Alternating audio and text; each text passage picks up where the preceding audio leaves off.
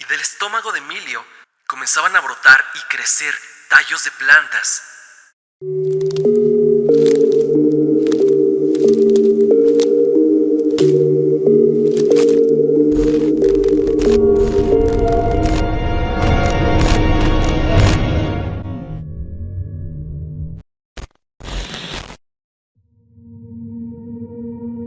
Si eres un espectador mexicano, tendrás algo que ineludiblemente nos hermana a ti y a mí. Algo que estaba acompañándonos cuando éramos niños y veíamos la vida de una manera más sencilla. ¿Lo recuerdas? La vida se resumía en ir a la escuela, llegar a hacer deberes y ver televisión. Qué tiempos tan simples, ¿verdad? Pero en ese mismo tiempo de primaria había algo que todos teníamos. Y no era una moda de niños como los tazos o muñecos, sino que eran los mismos libros de texto que nos los daban en las escuelas. Claro, esto aplica si estuviste en una institución pública. Pero ¿quién no recuerda todos estos libros que nos acompañaron durante el año escolar y los cuales nos lo renovaban año con año? En ellos veíamos cuentos extraños, páginas que nos despertaban la curiosidad siendo pequeños, y lo oscuro. Sí, oscuro, que nos podrían resultar algunas de las páginas de estos viejos libros. El video del día de hoy será una travesía al pasado, abordando todo lo que tal vez no conocías de los libros de texto. Sin más dilación, pasemos con el iceberg de libros de la SEP. Recuerda que yo soy Stan y continuemos con el video del día de hoy.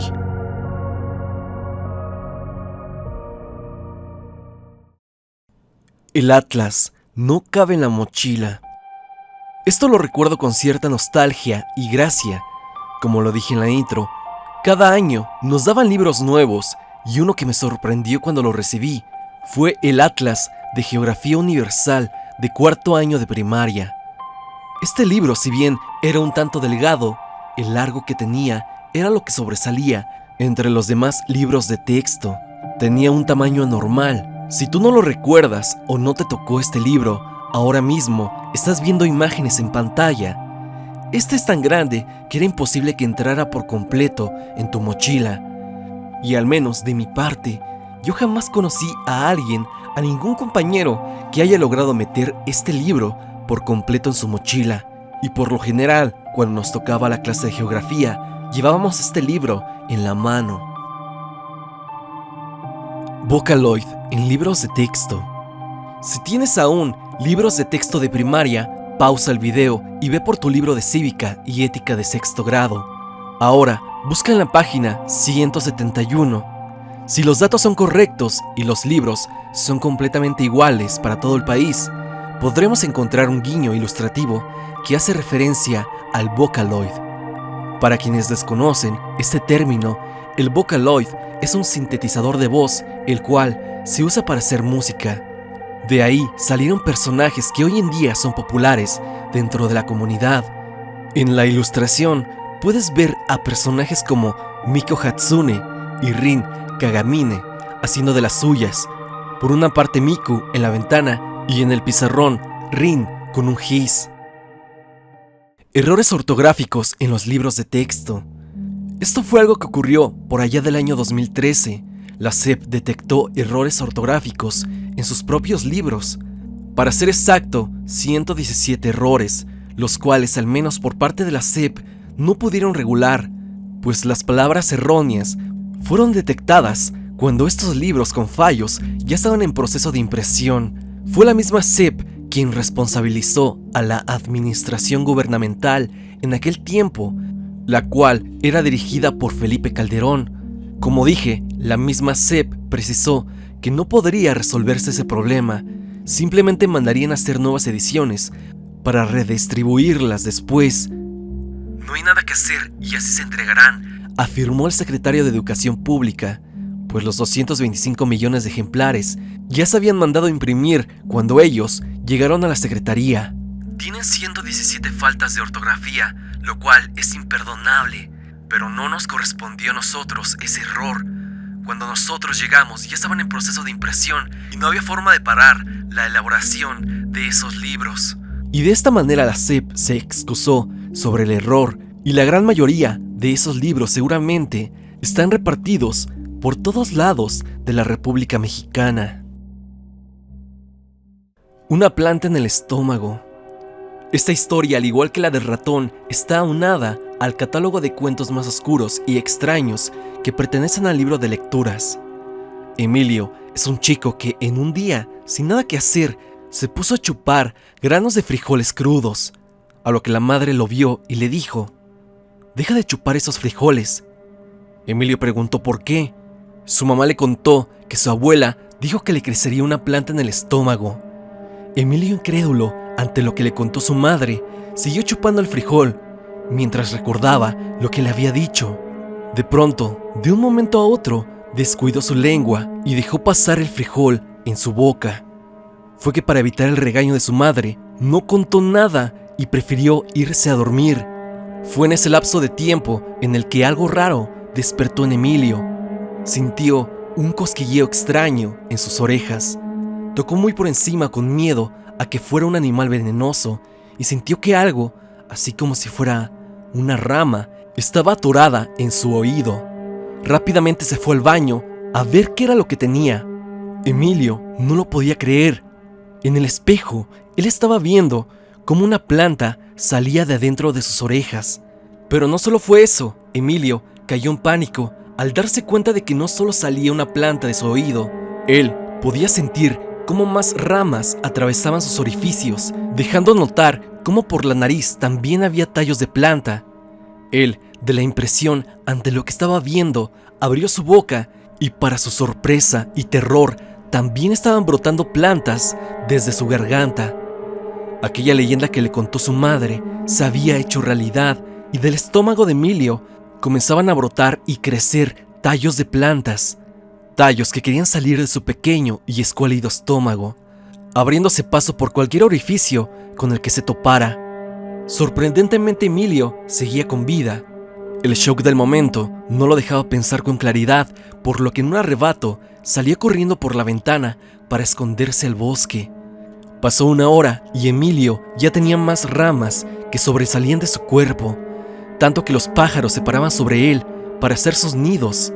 Con un incesante miedo, Emilio intentó gritar en busca de auxilio, pero las ramas que salían de sus interiores no se lo permitían. Asimismo intentó caminar, pero para su sorpresa Emilio ya tenía los pies plantados al suelo, porque se convirtieron en raíces. Para él, todo había acabado. Ya no podía jugar con sus amigos, ya no tendría una vida normal otra vez. Ya se había hecho la idea de convertirse en un árbol por completo. Su estado era avanzado y ya no había nada que hacer, solo esperar el momento hasta que las plantas de su interior acabaran con lo que quedaba de su cuerpo y culminar de esa forma su vida. En un último intento, Emilio intentó gritar lo más fuerte posible y entre sollozos abrió los ojos. Él estaba en una cama con su mamá por un lado. Todo lo que había pasado no había sido más que producto de una fuerte pesadilla. Afortunadamente para este personaje, solo se trató de un sueño. Y es que cuando éramos niños era normal leer esto y no cuestionarnos el porqué de este tipo de cuentos. Y sí, en ocasiones se puede entender el surrealismo que estos tienen, pero los cuentos de lecturas en la primaria sí eran más inquietantes, solo que nunca le dimos la importancia que hoy de grandes le daríamos. Porque créeme que este cuento en específico parece haber salido de la mente de un escritor de novelas de terror. Claro, en un libro dedicado a este género hubiera tenido tintes más fuertes, pero no se descarta que esta pudiera ser una premisa increíble para una historia de horror al más puro estilo de Stephen King o Michael McDowell. Kurt Cobain mexicano.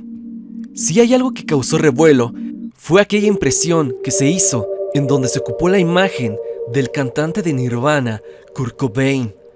El libro de texto añadió a la imagen la siguiente descripción: jóvenes mexicanos de los 90s, haciendo pasar a Cobain como una persona de nacionalidad mexicana. El revuelo fue tanto que al día de hacerse completamente viral, se mandó corregir esta impresión, por lo que ahora el encabezado trae la siguiente leyenda: jóvenes mexicanos de los 90 se identifican con las bandas de grunge estadounidenses. Esta reedición se llevó a cabo en el año 2016. Medios indican que esto se dio en libros de preparatoria, así como hay imágenes que son pertenecientes a libros de secundaria.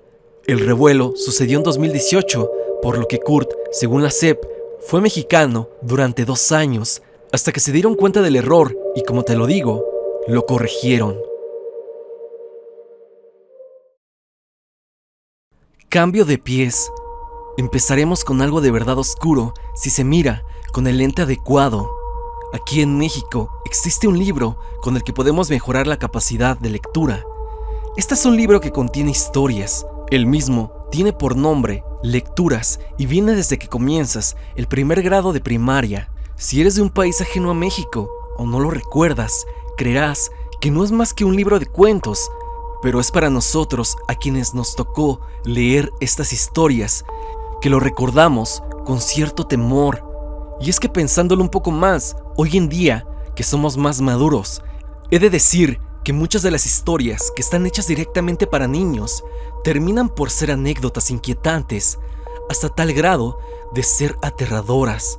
Y para esto, una historia, un cuento coloquial del país que nos tocó leer a voz alta para nuestros compañeros. Estoy hablando del cuento del ratón que iba de camino a casa de su madre.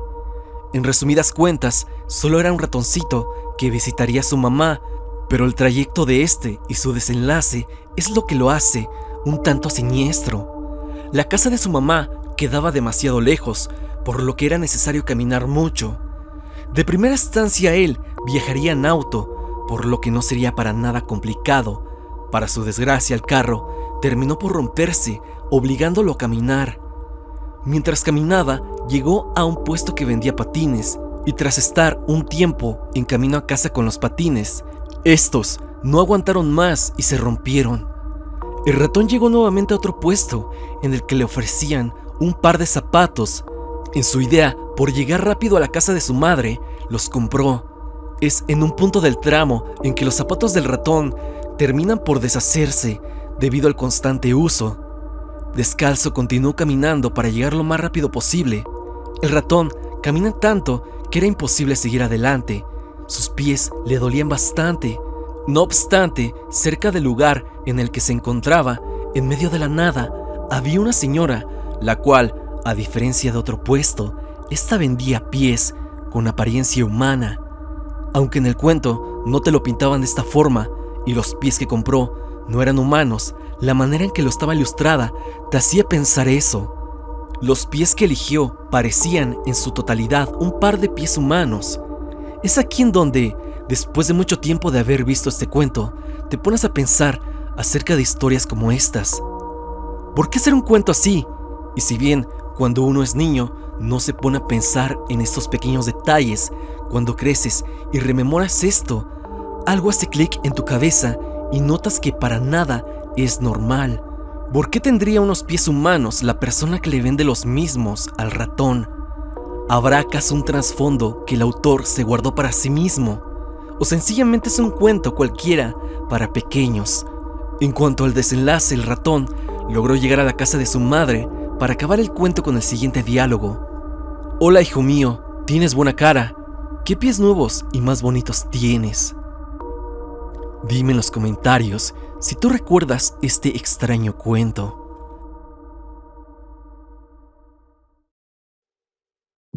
Manos de 6 dedos. Kurt Cobain no fue la única polémica que la SEP tuvo que afrontar. Aparte de los errores ortográficos en sus libros de texto, hubo algo de verdad peculiar. Fue en aquella época del 2018 que, al igual que el cantante, una ilustración en uno de sus libros sería el motivo de burlas y memes por un buen rato. En pantalla estás viendo una imagen de la página. En ella podemos ver una ilustración de una mano. En la página 161 del libro de texto de matemáticas de segundo de primaria hay una lección sobre unidades de medida. Una de ellas es la cuarta, pero está ilustrada con una mano que tiene 6 dedos. Imagen que, si no le prestas mucha atención, pasa desapercibida, pero al contar aquellos dedos de esa imagen, te das cuenta de que esta mano tiene 6 dedos. Tras este error, se hicieron múltiples memes, Entre los que más destacaban son los que estás viendo en pantalla. Incluso se decía, a forma de broma, por varios internautas, que los Simpson lo predijeron. Cañitas, aprobada por el gobierno. Todos recordamos con nostalgia aquellos videos que se hicieron populares en la época primitiva de Internet, cuando ni siquiera era accesible para todos. En aquella época en donde la televisión gobernaba el entretenimiento. En esos tiempos en donde un rumor se hacía creencia, dando paso a increíbles leyendas urbanas. Y me estoy refiriendo a los años 2000. Un fenómeno muy curioso pasó con el investigador paranormal Carlos Trejo, pues sus exposiciones paranormales le dieron paso a una considerable fama que lo llevó a exponer de manera literaria un perturbador hecho que supuestamente él había vivido y se conocía en todo México como el caso Cañitas. En el libro del mismo nombre se exponen los sucesos paranormales de la casa ubicada en la calle Cañitas, número 51, en la colonia Popotla de la Ciudad de México. La causa de estos inexplicables sucesos paranormales había sido supuestamente la Ouija, en donde en una noche, un grupo de amigos, incluidos Carlos Trejo, decidieron jugar, dando paso a fallecimientos en circunstancias sumamente extrañas. Asimismo, esta obra literaria fue aprobada por el gobierno de la Ciudad de México para su uso como lectura en escuelas.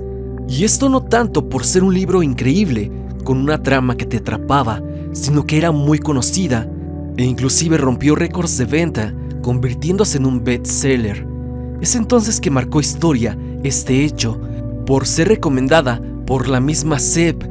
Esto era obviamente algo desaprobable, no solo porque la historia en sí es un insulto para la inteligencia de cualquiera, sino porque no era un producto dirigido para los niños, ya que en Cañitas leíamos accidentes y múltiples decesos de maneras horribles.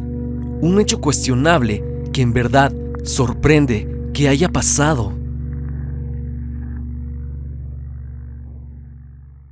Niños cargando su peso en libros. Si bien esto no fue obra de polémica y mucho menos revuelo, algo que siempre se llevó a cabo por mucho tiempo y nunca se reguló de ninguna forma, y no estoy seguro si últimamente lo han hecho, es el hecho de que los niños llevaban en sus espaldas mochilas con demasiados libros, los cuales en conjunto hacían el peso de kilos y kilos. Según la Organización Mundial de la Salud, se establece que el peso de una mochila escolar no debe ser mayor al 10 o 15% respecto a cada pequeño, por lo que, si un niño pesa 30 kilos, no debería de llevar más de 3 kilos de peso en su espalda. Seguramente más de uno se ha sentido identificado con este puesto, y es que nos obligaban a llevar los libros, incluso si a veces no los ocupábamos, ya que casi estoy seguro de que siempre rebasábamos el 10 o 15% recomendado, y esto era razón suficiente para generar dolencias y enfermedades a largo plazo. Sin ahondar más, esto es algo que desde tiempos inmemoriales se viene haciendo, razón de muchos problemas de postura. Aproximadamente un niño carga en su mochila de 4 a 7 kilos, algo que en serio nos pudo haber hecho daño a muchos de nosotros cuando éramos chicos. Rediseño de libros de texto. La corrupción en México es un tema del cual sobran historias para contar, pero en ocasiones esa corrupción no viene de personas con poca educación.